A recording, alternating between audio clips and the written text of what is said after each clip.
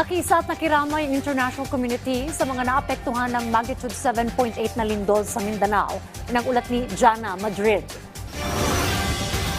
Nagpaabot ng pakikiramay at pakikiisa si Japanese Prime Minister Sanai Takaichi sa mga biktima at apektado ng magnitude 7.8 na lindol na tumama sa Mindanao nito lamang Lunes. Sa post ng Japanese leader sa social media platform na X, sinabi nitong labis siyang nalungkot sa malawakang pinsala at pagkawala ng buhay dahil sa lindol.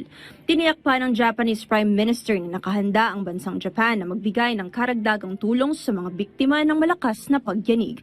Nangako ng agarang suporta ang Japan at ayon kay Japanese Prime Minister Sanai Takaichi, handa ang kanilang bansa na magbigay ng posibleng tulong batay sa mga pangangailangan ng mga apektadong komunidad.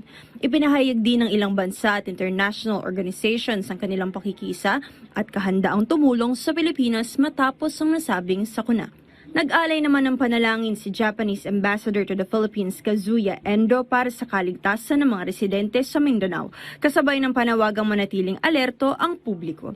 Ayon sa US Embassy, patuloy nilang binabantayan ang sitwasyon at nakahanda silang suportahan ng mga hakbang ng pamahalaan para sa mga apektadong lugar. Pinuri naman ng United Nations ang mabilis na pagtugon ng pamahalaan at mga local government units sa mga apektadong lugar. Ayon sa UN, patuloy nilang tinataya ang lawak ng epekto ng lindol habang nakahanda rin silang tumulong sa mga response at recovery efforts.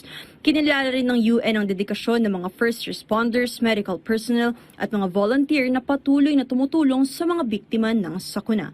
Nagkaloob din ng pakikiramay ang Taiwan Ministry of Foreign Affairs para sa mga pamilyang naulila, mga nasugatan at mga komunidad na matinding naapektuhan ng lindol.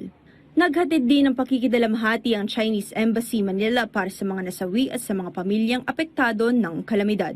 Ipinarating naman ng France ang pakikiisa nito sa mga Pilipino at mga otoridad na patuloy na tumutugon sa epekto ng lindol.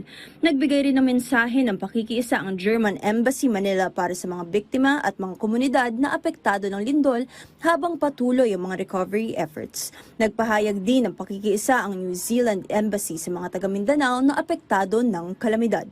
Kasabay nito, patuloy ang mga response at recovery efforts para sa mga residenteng na apektuhan ng malakas na lindol sa Mindanao. Jana Madrid, para sa Bayan.